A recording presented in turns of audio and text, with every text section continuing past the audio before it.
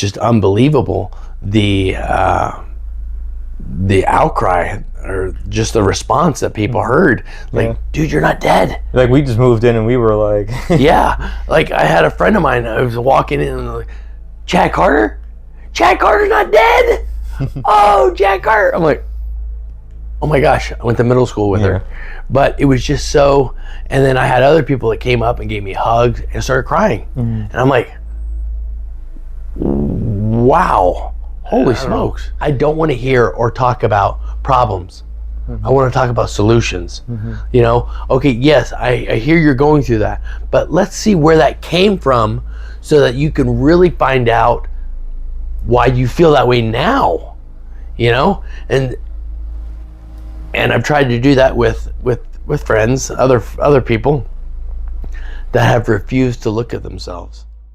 Hello everybody, this is Corey Angeloct. I'm here with my neighbor Chad, and he has had some very amazing experiences. I don't usually just bring all my neighbors on camera, but he is somebody who is definitely seeing a lot that's going on in the world and even helping people heal. You're giving me testimonies of people that you're meeting, and you're potentially saving their lives just as you may be saving your life after your life experiences that were quite profound. So I want you to share, first of all, a little bit about yourself and what got you to this point where you are right now. Well, I'll say basically, you know, I was working job to job, just trying to survive, provide for a family. I felt like I was literally in the Matrix where, you know, life's going by so fast and, you know, everybody says, you know, you need to stop and smell the roses. I'm like, yeah, what? You know, I don't even, the concept didn't even dawn on me because now that I have ADD and I'm an overthinker.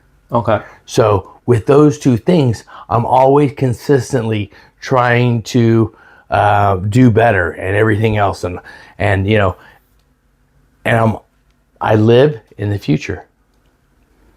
Like I'm always like, you know, and I'm never really present. And so my wife decided that she wanted to get a divorce the third time. The first two times we reconciled. The third time she wanted to get divorced, and I owned a medical spa right around the corner.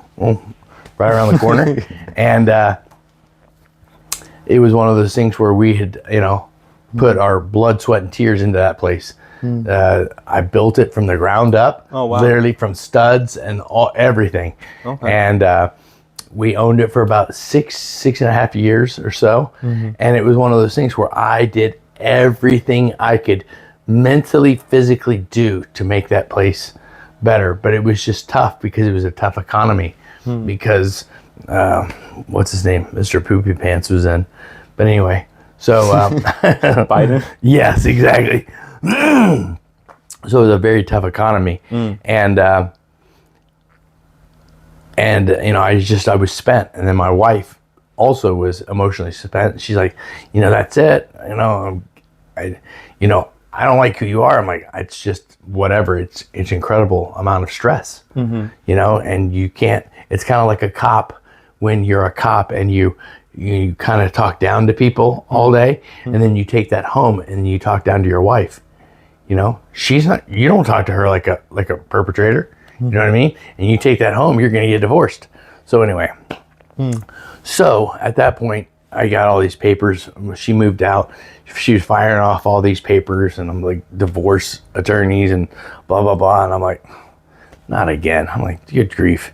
So I was going to, you know, probably lose the house, lose the spa, lose my best friend, you know, and lose everything. I'm just like, man, as a man, you try to provide, and it's left up to your partner how her emotional stability is. Like, you sit there and do everything you can physically and mentally, and then you leave that up to somebody who's emotionally up and down, which is tough. So anyway, I got to the point where I got, getting all these attorneys paperwork and it had to be in court and all this other. I'm like, I was so angry. I was just like so angry. I'm like, damn it, I don't deserve this because our personalities didn't get along. I'm like, go to bed and let's start tomorrow. Let's hit the reset button. But that's not the case. So I was really angry and I just said that's it. I'm like, God, and I never really spoke to him this way, but really, really meant it. And I was like, you know what? You either kill me or unplug me from the matrix because I hate my life. I hate it. I literally I was so dead set on, I was like, you want to almost give up. I don't give up. But it just got to the point where I'm like, oh, I'm so angry. And I think that was a Thursday. I got that and I did that night. And literally, I rode the motorcycle quite a bit, went over to the neighbor's house Sunday morning and just talked with them for a little bit. And then I took off and just went for a ride. And 4 days later, I got catastrophically hit on that motorcycle. She was going about 30, 35. I was going about 50, 55. And literally, she hit me so hard that, it completely totaled her vehicle. It was a 1,000-pound Harley Davidson that she turned into origami. Literally, it was just like, you couldn't even recognize it was a motorcycle. She hit so hard, I'm like, holy smoke. Wow. So I went one way, the motorcycle went into Bell's, and I was probably 200 feet from the accident, and not wearing a helmet, because I'd never been in an accident, 25 years, never been down, and I'd never been in an accident. And, I rode very carefully, drove a lot in the car. So I was very aware of my surroundings. And that was just one opportunity that I just didn't see. She hit me, bam. And so anyway, I went through that ordeal at the hospital. And I want to say before you continue here, yeah, I remember seeing what you looked like in that moment. You looked like crippled. You looked like you were like triple your age that you do right now. Oh yeah. Like you literally went from a process where you look like kind of like you do now, but then you went like to crippled, like old age, like you can barely walk, talk, or anything. And then you totally reversed that process. So that's what I find fascinating too. Okay, now aside from the truth-seeking journey. Thank you. And that's something I think. And I know what you're saying, because you're right. Because it's almost like life was sucked out of me. Literally, like your years, and my hair was like gray and all this other stuff. I'm like, holy smokes! And when I was done with rehab, I was 130 pounds, which before the accident I was 200, like I am now. And that's so crazy. Yeah, I was 70 pounds. Everybody's like, you don't look good. I look like a cancer survivor. Or, so anyway, so I wake up from the coma. Yeah. And I hear that we're almost in World War III. From what? From Biden and his policies and some other stuff. The TV. Yes, yeah, right. And kind of where we were at that time frame. And I'm like, Poopy Pants get us in World War III? I'm like, I knew he was stupid, but not that stupid. I'm like, yeah, whatever. But anyway, so I sat there and I contemplated things. I'm like, how? And it's funny because after the coma and being in the hospital, really, it was almost like being in jail when you have nothing to do except self-reflect and concentrate. And I'm just like, wow. And then I was thinking about, the food, and how horrible it is, and how it's just chemicals. And you go to McDonald's and it's not even bread. Yeah. I mean, I don't even know what they call it anymore. But, and same thing with healthcare and everything else. And I'm like, this is just not, and it's funny because, a couple of days later, I was like, God, I'm like, you killed me several times and unplugged me for the Matrix. And I said one or the other, not both. And he's up there just playing chess, doing his thing. I'm like, okay. But, it really made me look at things differently. And as soon as I got out of the hospital, I bought my daughter and my wife a gun. So I was like, as a father and a protector, you want to make sure that everybody is protected to the best of your ability. I'm like, I don't know if we're going to get raided, or like, are they coming to come down the street? I'm like, what am I going to do? Yeah. So you went through a bit of an awakening process after that, you're saying. Yes. But did you have any awakening beforehand? But you were saying like it was kind of getting primed, right? Like you were preparing yourself. Like you were saying, if you're ready to unplug me, then like unplug me from the Matrix. Yeah. And then you started to... Because literally I wasn't enjoying anything of life. Okay. And happiness and all this society says. You seemed pretty happy. But... Yeah. Society tells you, oh, you got to be happy. Bullshit. There's nothing about a marriage or in a marriage vows that says you're supposed to be happy. And if you're not, you can just leave. No, it's a commitment. There's hard, vows that are given. And with society nowadays, some people don't take those as serious as they are. And so it's just kind of like, oh, you're not happy? Oh, okay, well, get divorced. Like, well, what? I'm like, that's not what our grandparents would have said. I mean, they were ostracized if they got divorced and stuff like that. But yeah, I mean, it's just one of those things where my life had to change.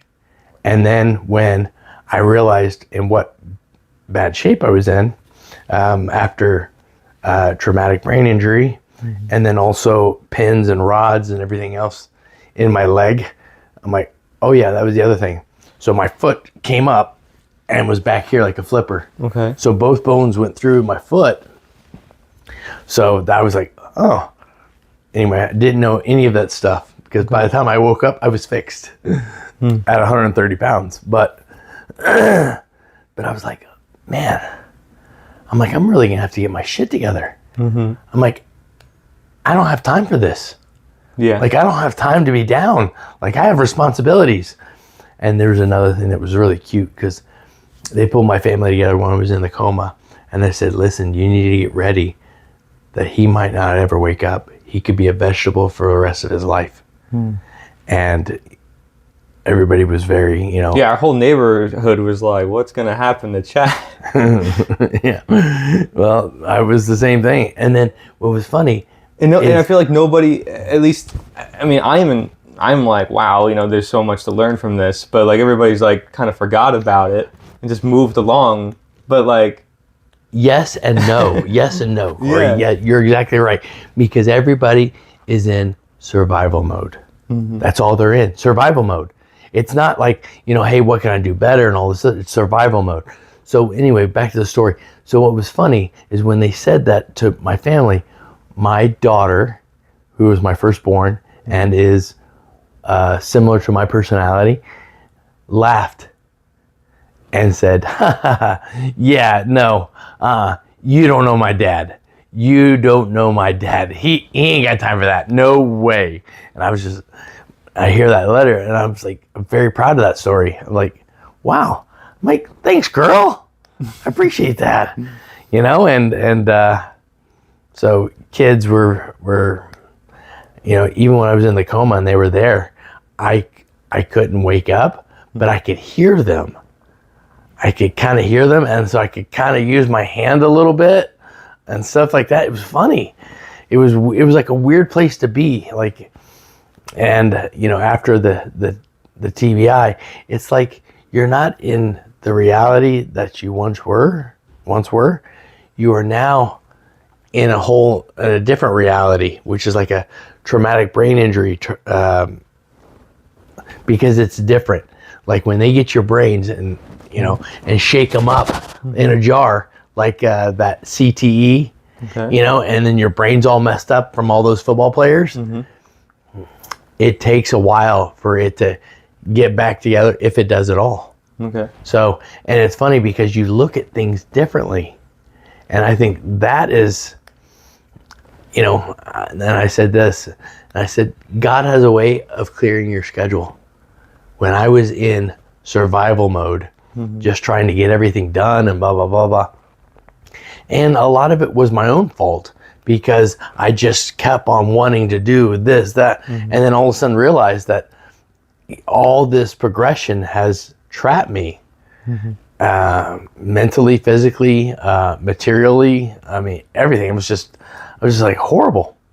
But, I just had to recalculate and look at my life completely different.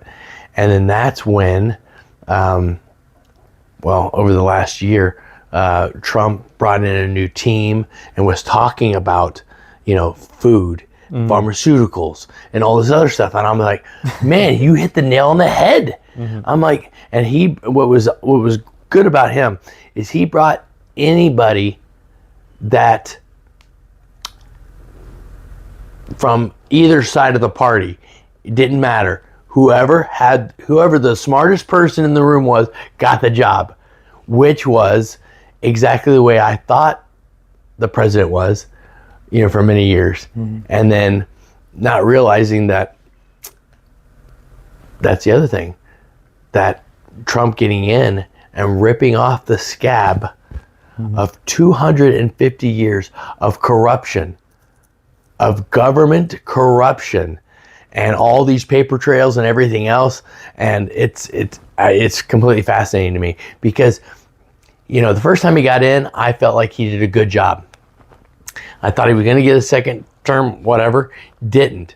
But it was almost like it was God's plan, because it gave him 4 years to cultivate his next presidency.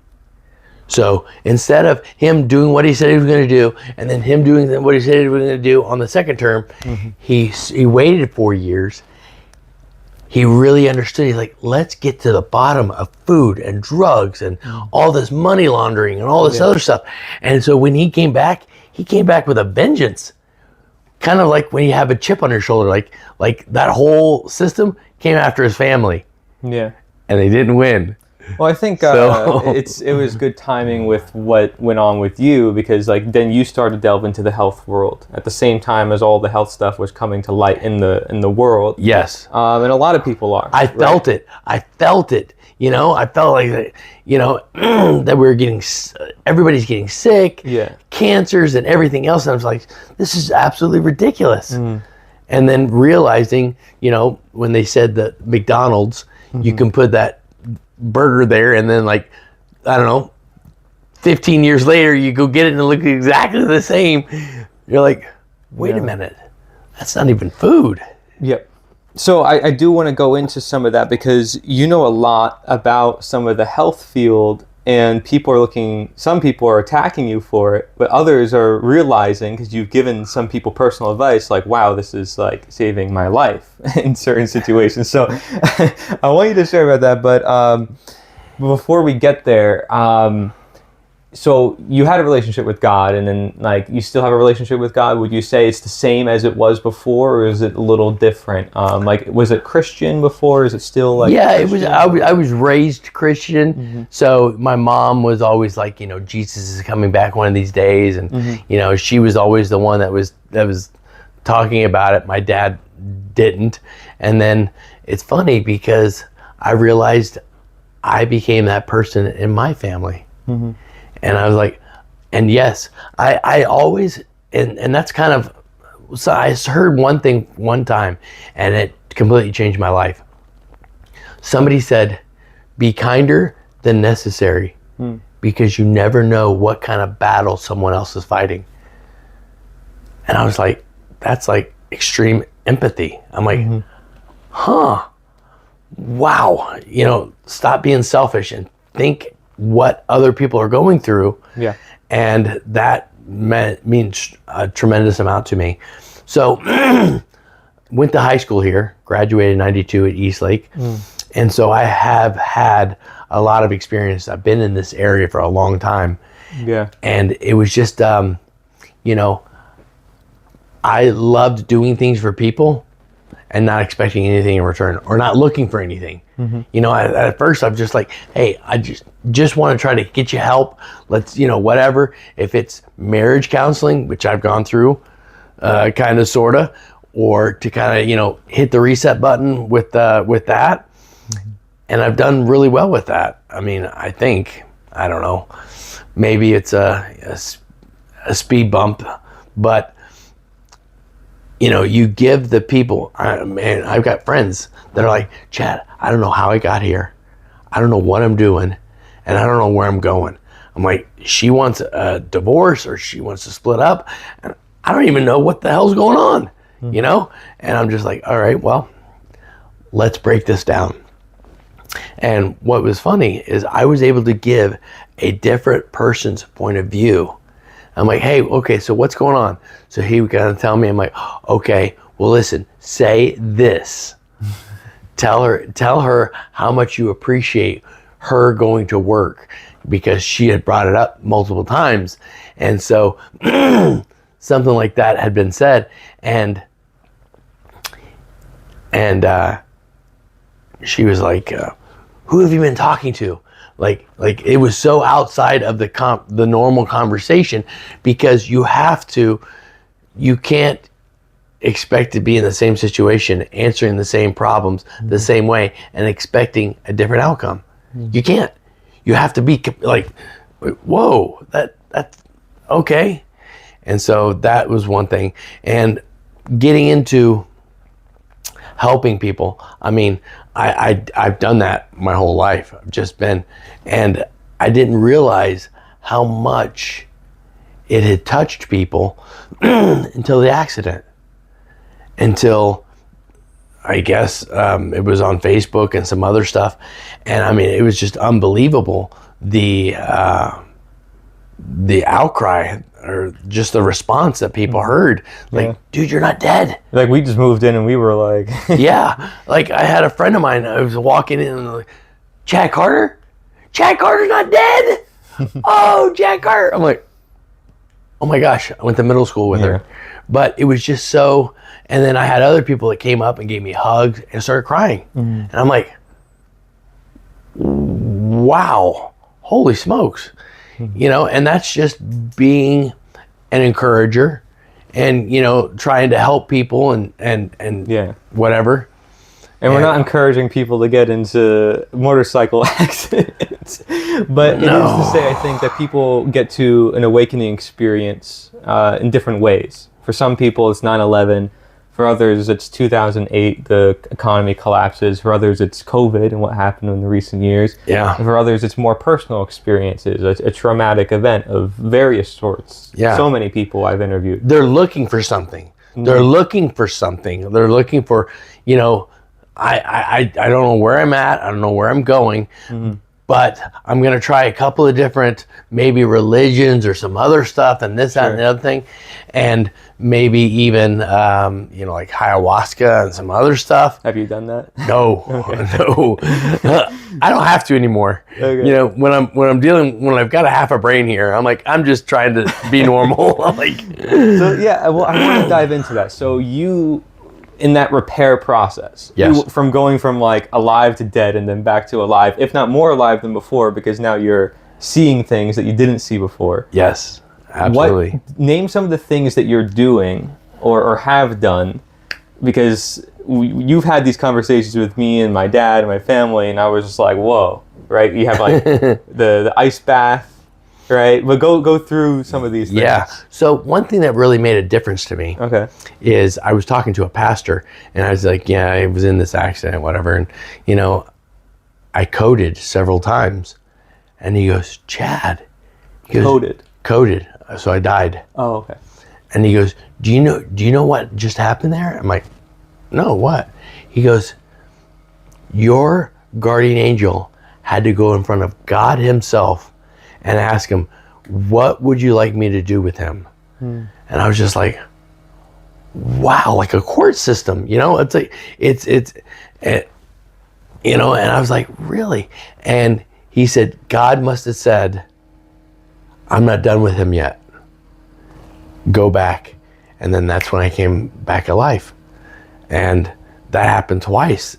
So that's where I'm like, looking for kind of a purpose. Okay. Like, I'm like, okay, I'm going to be patient, because when life gets really crazy like that, God has a way of clearing your schedule. And all of a sudden, next thing you know, you're like, I don't have the same bullshit that I used to deal with. I'm like, this is fascinating. So one thing that really did is I wanted to find out more about traumatic brain injury, TBI. So I got online, and I mean, with the ADD and the overthinking, I went down the rabbit hole, man. I was like, oh my gosh, this is fascinating. And I would do so much research, and I would find other things, other caveats of other diseases and all kinds of stuff. And I'm like, wow, this is fascinating. I'm like, how can, like, even with cancer, like, people are begging for alternatives or options and everything else, and it's right here. It was easy. And other people are like, oh, I don't know what to do, and blah blah blah, and then they just do chemo and they die of what? Radiation. The treatment. The treatment, they literally burn the insides of them out, and they die of the treatment because the organ shut down. I mean, it was invented in World War II with mustard gas anyways. Yeah. So it's not even really a treatment. Was it? Okay, well, I didn't know all that. Yeah. But, people do it and they don't know better. You're right. Like you just said, they don't research. So that's interesting. Is there any particular websites or researchers that you really looked into, or is it you looked at everything? There is a artisan, Brian Artisan, that I looked up. I think he's a chiropractic neurologist or maybe a DO. I'm not really quite sure, but he's really ahead of like this biohacking system where it's like, listen, he's repurposing drugs to do other things. And so it's much like, it's much like when Donald Trump got COVID or something like that, and then they started giving him all this stuff, right? Nobody's ever heard of this stuff. Like right? ivermectin? Yeah, ivermectin. Hydrochloroquine? Yes! And you're like, what the hell? I'm like, I don't, like, you don't get like a antibiotics? Okay, whatever. But what's fascinating about that is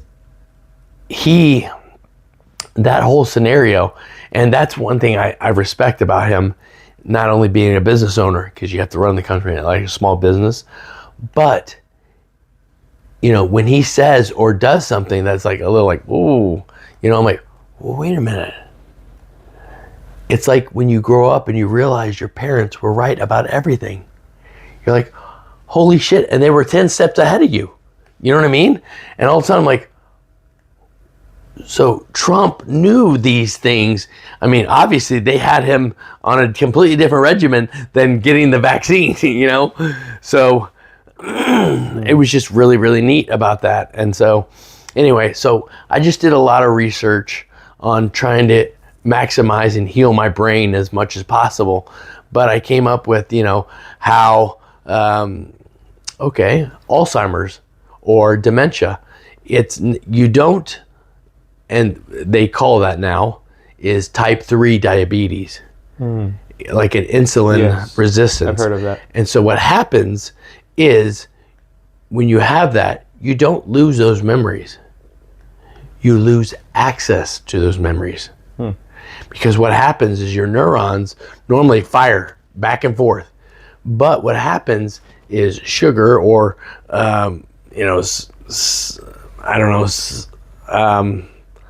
anyway, some sort of stops the neurons from talking to one another. And so that's why you're like, because I have the same thing. And I'm like, ooh, okay, I'm gonna have a problem with that. I'm gonna need to do something about that now. Okay. You know? Yeah. And so that was the other thing. I got into that. Autism. I got into what was another thing? All the big uncurable. Yes, exactly. Autoimmune diseases. Oh yeah, that's great. And how, even a neighbor has an autoimmune, and I didn't understand it. I'm like, what? Like, oh yeah, it's this, it's that. I'm like, I didn't understand. But some of the more research I did, I realized that it's funny because in the 1900s, they did these, I guess, a parasite cleanse. Mm-hmm. They used to do that every single year. Mm-hmm. Like it was a thing in the United States. And after doing more research, I'm realizing that everywhere else in the world still does it. Yeah. But America doesn't. Mm-hmm. Why? Because they came out with antibiotics that they can make money on and vaccines that they can make money on. Yeah. And we stopped doing things that work. Much like way back when we had tariffs, which is what Trump is trying to reinstall or reinstate. You keep bringing Trump into it. Yeah, well, it is. It's just one of those things where it keeps coming back to like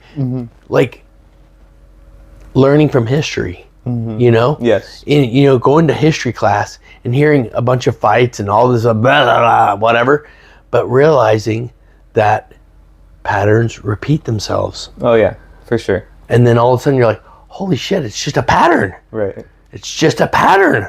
I'm like, wait a minute. I want to get to the root cause. That is very important to me. Okay. Because I don't know. I don't want to hear or talk about problems. Mm-hmm. I want to talk about solutions. Mm-hmm. Okay, yes, I hear you're going through that, but let's see where that came from so that you can really find out why you feel that way now. And I've tried to do that with friends, other people that have refused to look at themselves. That would much rather stick their head in the sand. Nope, not me. No. I'm like, okay. A lot of people don't want to go there. Mm-hmm. I don't know if it's a lack of, I don't know what it is, but like a lack of accountability, a lack of IQ. I'm not really quite sure. But I'm like, how do you not want to find out what made you sick? Or what started this, or I don't know.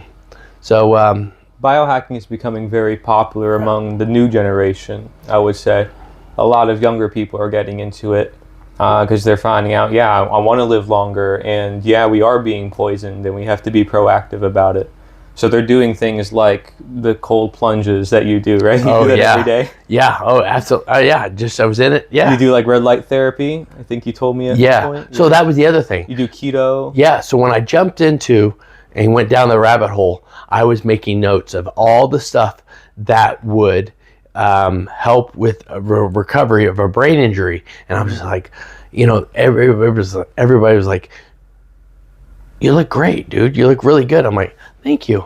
I appreciate that. However, a brain injury is a silent injury. So it's like I'm still struggling to try to be normal. I remember you were taking like herbs too. You told me you were taking like lion's mane and ones for your brain. Yeah, anything that had a good paper written about it, I was like, do it. I'm like, I don't care. So how many things have you experimented with in like the past like year or two? Well, it's funny because I've tried a couple things here, a couple things there, and really nothing's made a really big difference. Okay. Nothing. And I don't know because I'm doing so many different things or therapies, they're like, does it work? You did the stem cell too. Oh yeah. Yep. Stem cells. Done that three times. And I'm thinking about doing it every month for 6 months in a row. Why not? because it's the only thing that will really, really, really heal things. And they're doing a lot of medicine with it and everything else. And I'm just like, you just have to be careful with it. But however, I ain't got time for this. I'm like, I got to get back to me, or live my life, or continue to live my life. And oh, what was I going to say? Doggone it. But, the biohacking thing. Yeah, sure. What is neat about that, you're right. That's a lot of RFK ripping off the scab of all that, the pharmaceutical industry and all this other stuff and food. And why do these manufacturers in the States make it one way, but make it a different way all over the world? And we're the only ones that eat the crap. Yep. I'm like, how, as a person, I don't understand this. How, as a person, could you be a CEO of a company knowing that there's shit that hurt, kill, or give people cancer? No, I'm just going to keep it here at home. But everywhere else where they've outlawed it, I'm going to give them something better.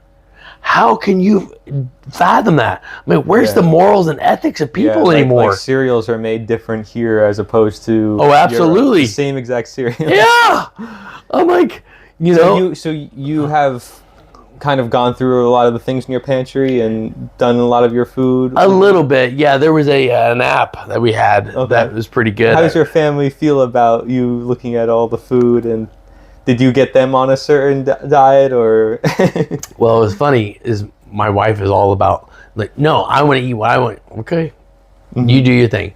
When I've kind of talked with my son, and all of a sudden he's taking off with it to the point where he's like, oh, this is bad. This has this oil's in it, and he goes to throw it away. I'm like, no, bro. I'm like, listen, I don't like waste. I don't like waste. We won't buy it again. However, I'm gonna eat it this time. And so I got to these, meals that were keto, and I realized that these fats were, good fats for your brain and other stuff like that. So I'm like, I'm all in. If it's good, and I'm doing it. Yeah. That's it. And that has to do with, hyperbaric chamber or oxygen in the morning. That has to do with a cold plunge to help with inflammation. I get in a cold plunge 3-4 times a day. Okay. Wow. And it almost becomes like my zen after a while. I tell myself, I said, I'm comfortable being uncomfortable.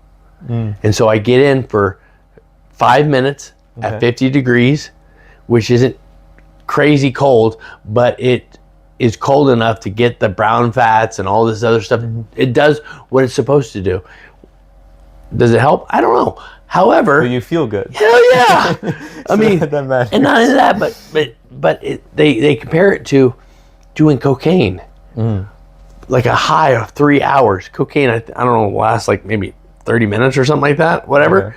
They said being in a cold plunge lasts for 3 hours, and I'm like, that helps fight depression and anxiety. I don't have time for that shit either. I mean, and when you get in there, it's kind of like reset button, like some people have heart problems or whatever, and they have panic attacks. Hop in. I mean, you get in the cold plunge, I guarantee you're out of that panic attack. It just fascinates me that people are so I don't know, so defiant about it. Yeah. Well, have you done saunas, the exact opposite? Have you ever done hot, cold? Yeah, I used to. Well, actually, when I used to play sports, I would, oh yes, I got into the cold plunge, and I was like, is this a fad? Am I ever going to use this? And I'm like, well, in football they do that.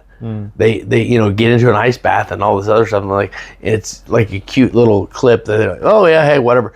But you don't realize, same thing with the oxygen.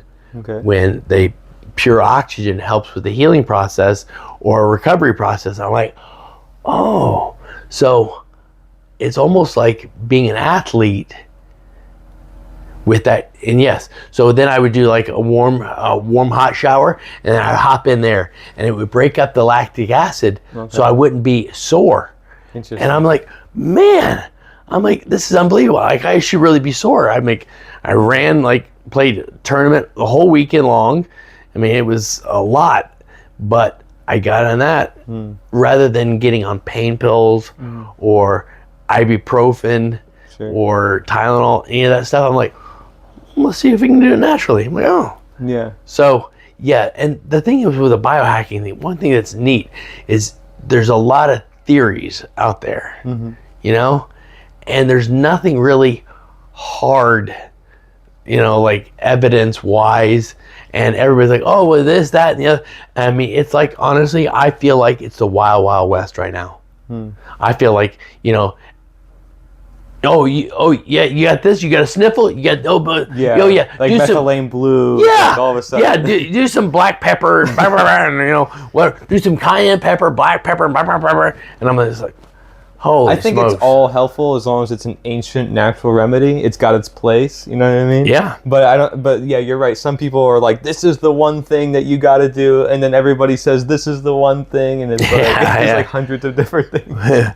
But what's crazy is I feel like after the accident, now I see things differently. Okay. And I feel like since say that God made us, God has given us everything on the earth to fix us. So that's where all of a sudden I start thinking about Chinese medicine, or, you know, that theories and how well it's done for the Chinese for so many years. And you're like, wait a minute, there's got to be something to that. Well, yes, there is. You can't make money on that kind of stuff like you can in the United States. The United States, they shove, you know, chemo or antibiotics or, you know, vaccines down your throat. Where I guess we, you know, when we were raised, we had maybe 3 or 4 vaccines. They have like 36, 37 vaccines now. Like, it's like triple. Holy shit. It's more than that, but yeah. Yeah. I mean, literally, you're messing with a little baby's DNA. Like polio. We've never had polio. That's not even a question. No, we're going to stick them anyway. You get so many stupid vaccines over stuff that is not even an option. And it's just playing with, you know, their bodies like that. It's just, it's a shame. So there was, just recently, I was in church, and there was a woman that was with her son, and I could tell he had some special needs, and she was doing her best to try to control the situation and listen. And I mean, I saw her for a couple weeks in a row, and I was just like, hey, Mom, I want to let you know, you're doing a great job, girl. You're doing a great job. You know, just to be an encourager, because I see things differently. Nobody else sees things the way I do. You know, okay, not only great job, what can you do to help that person? Literally. Yeah. I mean, other people are like, oh yeah, I'll do that, or I'll pray for you, or whatever. Right. No, they don't. No, you know, they're like, oh yeah, you need to do this.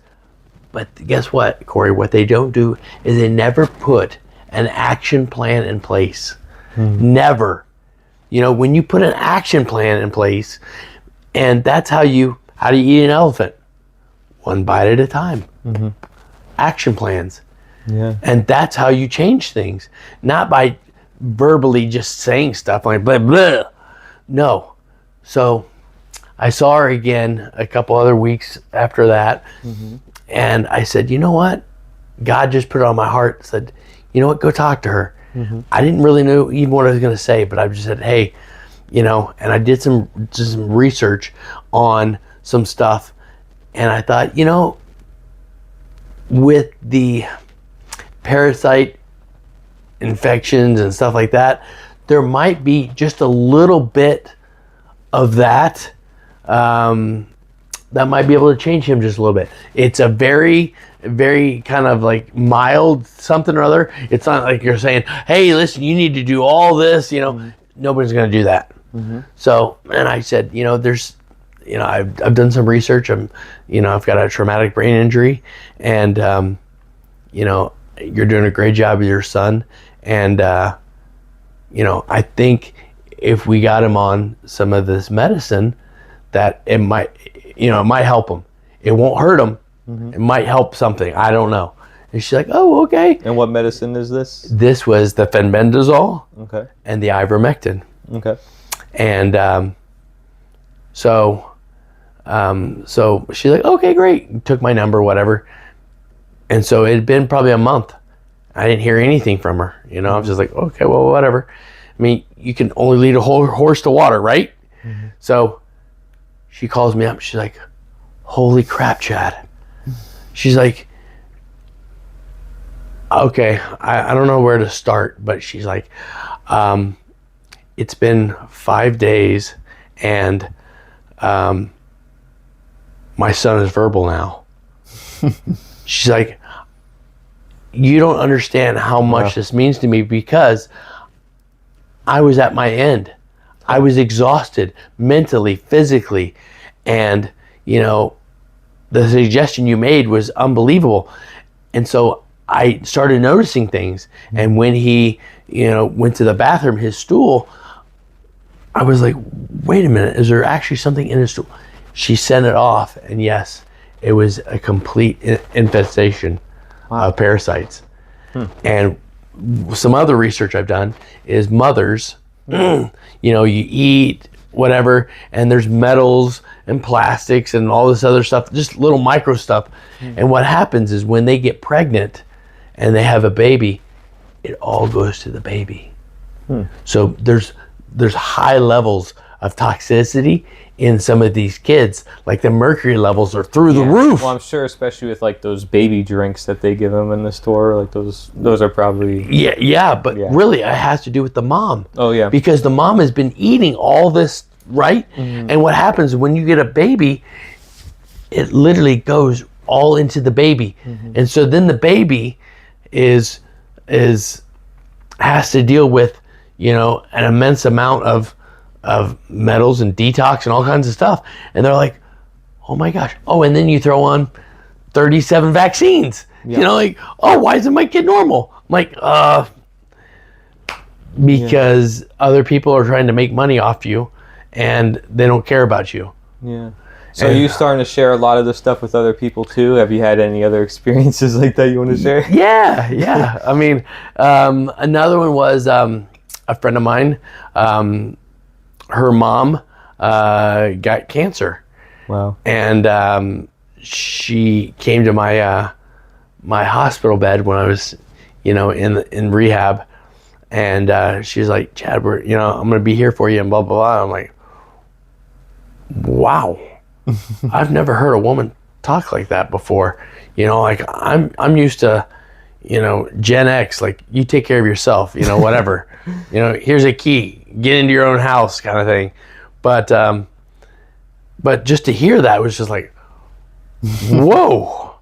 So what was crazy is she said, I have cancer. And I was like, really? And she had a friend that went through the chemo, and it ate her up over like 3 or 4 years. And it was just like, it was horrible. Like the nauseousness, everything. So she knew about that. Oh, she was very aware of it. Interesting. And so she's like, I'm not doing it. I don't care. I'm not doing it. And I said, hey, there's the entry. Yeah. I said, hey, you know what? Forget it. Don't worry about it. Give me a week, and I'm going to do some research, and let's see what we can come up with. And she's like, okay, whatever. So I did. I went to Joe Tipton, which was a baseball player, and he talked about how he took this fenbendazole, which was a anti-parasitic for dogs and cats and everything else, and some ivermectin, some other stuff, and how he was able to beat in stage 4 cancer. I was just like, Well, So I did a bunch of research on it. I found it. I found fenbendazole at Tractor Supply. I was like, let's do it. Let's get it. So I got her like, I don't know, 6 boxes of it. And I said, she had an appointment coming up in 2 weeks at Moffitt, and they were going to start the chemotherapy and all this other stuff. And I was like, oh, hey, listen. I'm like, take this. It's powder. I need you to take it according to your body weight, blah, blah, blah. She's like, doesn't hurt a cat, and it's tasteless. I'm like, it's a start. It's a start. I don't know where we're going with it, but it's a start. And, you know, if it's tasteless, I guarantee chemo ain't gonna be tasteless. So yeah, you're gonna lose your hair and everything else. So let's just try something all natural, well, somewhat natural. And so she's like, okay, whatever, I'll do it. So she went through it and did it for, I think, a week or two, and went to her appointment, and they came to her and they said, you know what, ma'am, I'm sorry, we can't give you chemo. And she's like, what? Why? And they're like, well, your tumors have shrunk by more than 50%. just from that. Just from that. Well. Just from that. So I was like, what? Holy crap. And then I was like, that's it. I jumped down the rabbit hole on that. Yeah, it seems like Tractor Supply is like a better pharmacy than like, they have all DMSO as well, right? Oh, do they? Oh, yeah. You know DMSO? Yes, I do. Yeah. It's crazy because, well, it's funny when I bought it. It's funny. So I went in and I bought it. And then when I was at the register, I said, hey, everybody, come here. I had like 10 people. Some were customers, some worked there. And I'm like, listen to me very, very carefully. I said, I'm going to do this. If you, and everybody is affected by cancer somehow or another, it just pops up, blah, blah, blah. So I'm like, listen, if you ever have any of this, this is a medicine that can change their life. And that was even before, the results. But I had heard it in so many other situations. And so I was just like, I wanted to help anybody I could. Sure. And I said, hey, let's go save some lives. If you have, and people are like, tell me more about that. Because everybody's affected. Everybody knows somebody, blah, blah, blah. It's a gargantuous epidemic. And I'm like, it doesn't have to be a death sentence anymore. So. And then that leads people down their own rabbit hole where they start to see everything else, right? Because if they realize that is helpful, then they're like, wait, what's going on here? Right. Well, once again, I don't know if it's a lack of IQ or just a lack of willingness. I don't know. I mean, because I've always been very persistent. I'm not any smarter, any stronger, nothing. I'm just persistent. When it comes to something I want or something that... that's what your daughter meant? Like... Yes. Yeah. Like, oh, yeah, you don't know my dad.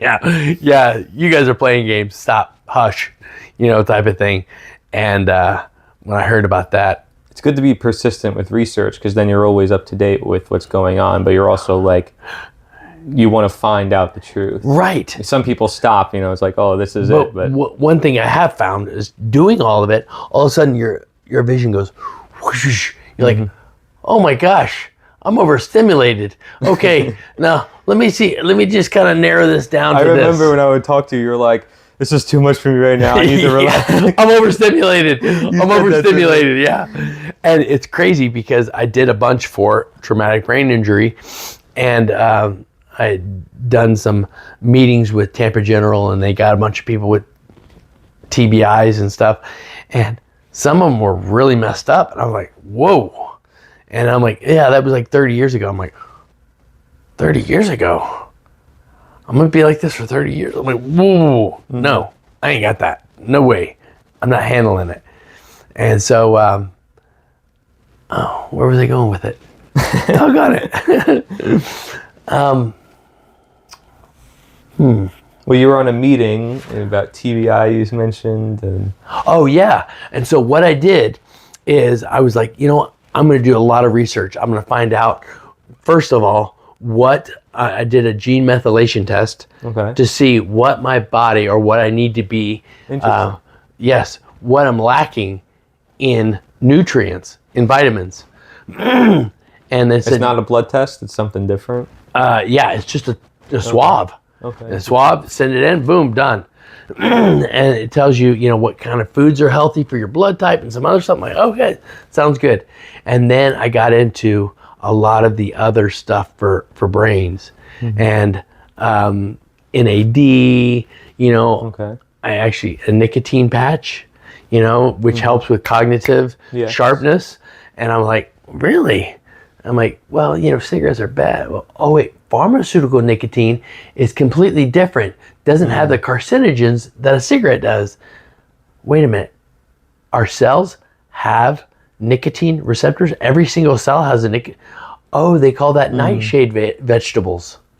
Oh, interesting. Anyway, so you just start, oh my gosh. So then I was like, I put together this protocol, and I'm like, huh. And someone told me, oh yeah, I asked ChatGPT everything. I'm like, nah, okay, whatever. So I put it into ChatGPT, and I'm like, act as if you're the smartest doctor in the whole wide world on brains. I'm like, what do you think of this protocol, blah, blah, blah, and all this other stuff? And I mean, ChatGPT was like, it's a superior protocol. It's better than 99% of other cognitive brain protocols out there. Because I was doing the oxygen, I was doing the cold plunge, I was doing a vibration plate, I was doing a photo modulation helmet, which basically red light gets through the brain, through the skull, and it helps repair and strengthen your own brain cells. So I'm like, I need that. Yeah. So I'm like, let's do it all. So that became my new normal. So when I wake up in the morning, I do that. I have a certain protocol every single morning. You said you also listen to Joe Rogan and his protocol too. Yes, absolutely. So, yeah. Cool. And so the other thing is, I'm like, okay, well, if I'm like, I need positivity. So I listen to positive, like, affirmations and talk about it. And I'm like, I listen to some older music, like, I don't know, what is it, yacht rock, and it's just real mellow, and it puts my brain in a good place and stuff. And it's just like, huh. And so I just have to do everything. I used to be an encourager. I used to be really upbeat and positive. Yeah.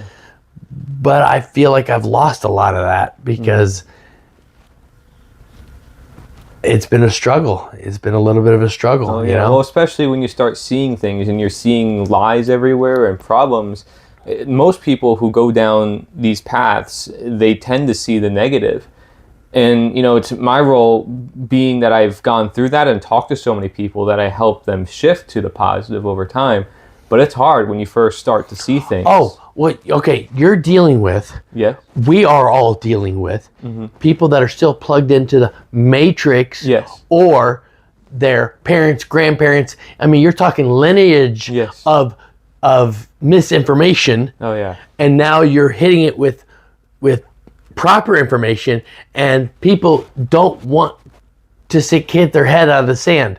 Like, no, you can't tell me. I'm like, hey, doc, when did you graduate again? Okay, okay, sounds good. And have they updated anything since you graduated? No, nothing. Nothing about how to heal anything. All to manage diseases, right? Yeah. Yeah. Oh, that's a good point. There's a lot of stuff that's always coming out, and it's definitely not up to date. No.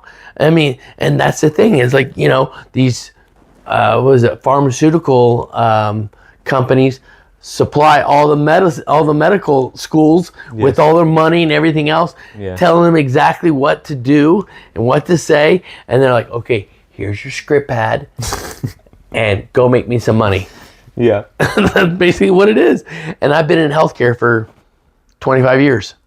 So I'm very familiar with it. Very familiar with it. And So, why 25 years? Why is that so long?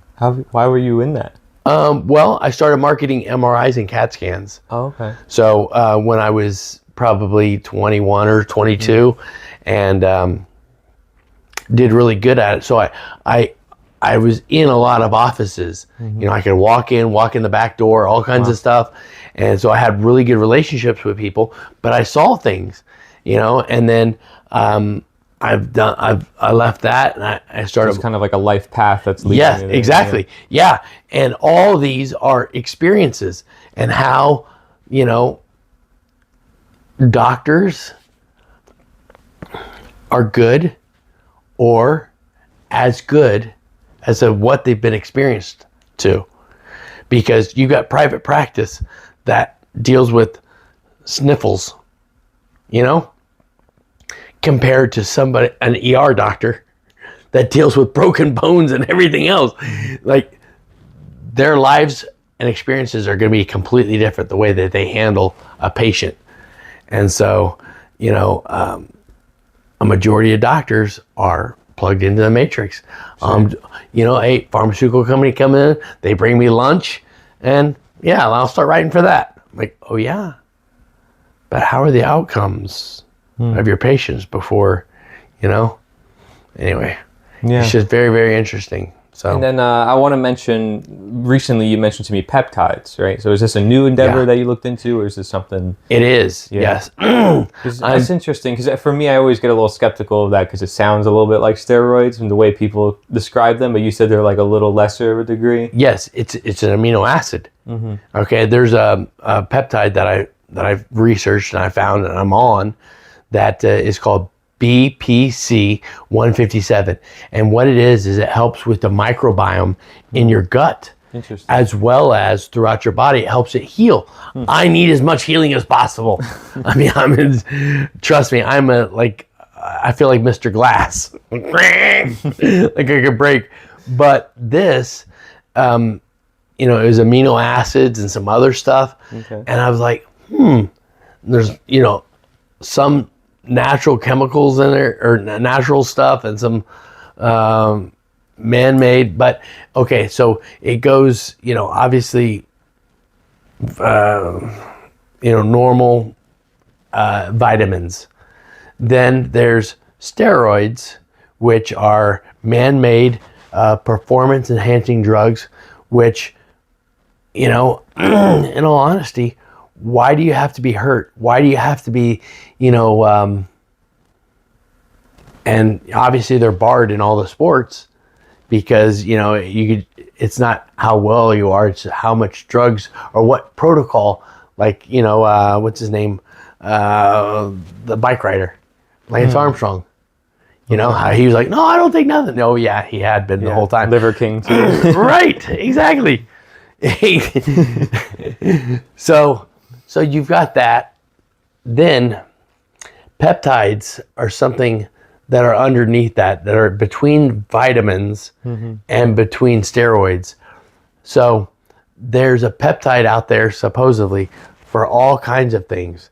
I haven't done enough research on them, but let's just put it this way. The BCP 157, and it's a TB 500, they call that the Wolverine protocol. Like a healing protocol. Sure. Well, the FDA is clamping down on it now. I'm like, why? Because it works? Oh yeah, because they can't make money on it. Interesting. I'm like, you know, so it's just. Is this something that is used in other countries too? And is it something more ancient or something more new? I think it's something more new. Okay. Something more new. I've heard a lot about, you know, like when I've mentioned it to some other doctors, they're like, tell me more. Yeah. You know, like, hey, I need something like that. Oh, that's good. That's really good. You know, like doctor, he had surgery, and he was like, it's not working out well for me. I'm not healing because of his age and stuff like that. He got on this. He's like, holy crap, Chad. Within weeks, I can tell. I mean, it's working. I'm like, excellent. Well, it's good that you have all these testimonies too. I mean, that's powerful stuff right there. Yeah. The fact that it works for anybody is Fascinating. And there's somebody I think I want you to meet, because he talks about, he has a med bed that he builds, a sound bed. And I've actually done a video with him where he brought people who had like broken legs. He was able to help them on the spot using vibration and sounds. And there would be a frequency for each type of thing. And there was a program on his computer. You can even get into cancer cells and parasites. Those things are affected by those and destroy cancer cells. Oh, so there's good reason to combine a lot of these things together. And so this is the other thing that was really important is that once again, short circuit, dag nabbit. Anyway, it'll come back to me. Yeah, I was just mentioning the med beds and the frequencies and vibrations. Yes. And then you said that you can, and then I said you can kind of combine these different things together. Yeah. What do you think of veganism? Veganism? People that eat plant-based foods have had longer lives in a lot of ways. I think people have to find out what works best for them. Right, yeah. And I don't know if it's really contingent on blood type. Yeah. Is it blood type? Sure. Is there something there? I don't know. Yeah. Because you've got another thing where, there's been some autoimmune diseases and stuff, and they're fighting it and all this other stuff, and they're just sickly all the time. Then they get on like a carnivore diet, and all of a sudden, all they do is eat meat. And they're like, I don't have these issues anymore. Right. I'm like, well, okay.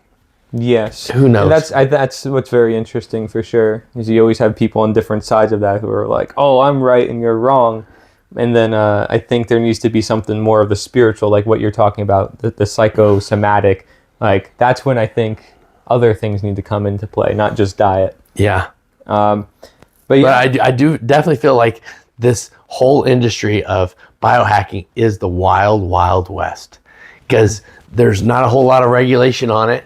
And it's all over the place. Everybody thinks they can do something with it. I'm like, okay, all right, yeah. I'm gonna get back to the TBI thing. I'm like, okay, but for sure. But yeah, that was really neat that ChatGPT told me that my protocol was the best and all this other stuff, and I'm like, smartest computer in the world just confirmed everything that I had researched. I'm like, I'm not a doctor, but I watch YouTube. So where do you see yourself moving forward with this information and your healing process? And do you think you can help people more with the information you're gathering? Where do you think things are heading in the world or yourself? Well, I'm actually kind of waiting on my purpose from God, because I know that He saved me for a reason. And, friends of mine are like, oh, you need to get into the ministry and all this other stuff. I'm like, that ain't me. I like more of the a la carte thing. When I see things that people need help on, and it was funny, I talk very personally to strangers about certain things. Sure. I'm like, hey, are you okay with this? And I haven't had one person ever get nasty or anything, because when I speak from the heart. Like truly want to help. Yes. I'm like, there was another time a buddy of mine was kind of suicidal, and I'm like, you okay? And he's like, yeah, man, it's not good. I'm not doing good, blah, blah, blah. And I'm like, well, listen, let's do like a men's group or something. Let's get together. He's like, really? I'm like, yeah. And so that kind of got him out of his funk a little bit. So once again, not just saying it, but having an action plan and actually doing something about it. Yeah. It's like God gave you a conscience or a will for a reason. Exactly. You can't just rely on Him. Yeah, like what the differences I've been able to make, especially with that, with that one lady with her cancer, and then this young boy, I've changed his life forever.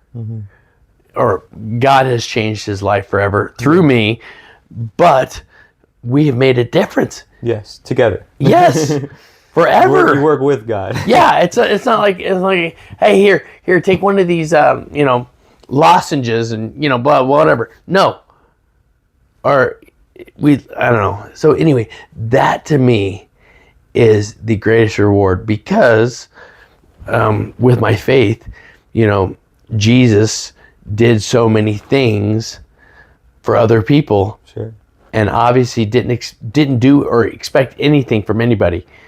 And so that to me makes me feel closer to him when I'm acting like him in that way. Yeah, Jim Gales has a saying. He says the most selfish thing you can do is help other people, which sounds so antithetical, but it actually is. He says the people who are like the most egotistical and stuff, they don't want to help others, but yet if they did help others, it would help themselves more.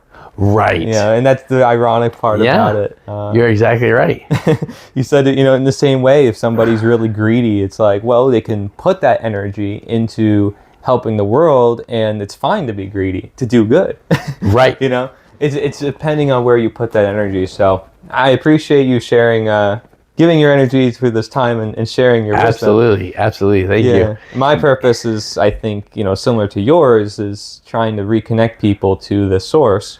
For me, it's getting people past belief systems, particularly in government and all government authority. Oh yeah. Well, once again, after Poopy Pants was in, you realize that the government ain't your friend. Right. Yeah, they'll lie to you. They'll steal your money. They'll do everything. You ain't nothing to them. Right. And so, stuff is coming out with Trump with he did push a lot of stuff with vaccines, and then Epstein, he's covering that up. And, there's all these things coming out, but I think people are starting to realize they just need to take charge of their own health, their own life, and no one else can do it for them. Right. So it's important that... I do like the direction we're going. Yes. Because personally, I feel like Jesus is back in the White House. Yeah! All right. All right. That's a good note to end on. I appreciate it. Anything you want to share to conclude? Links, websites, anything in particular? No.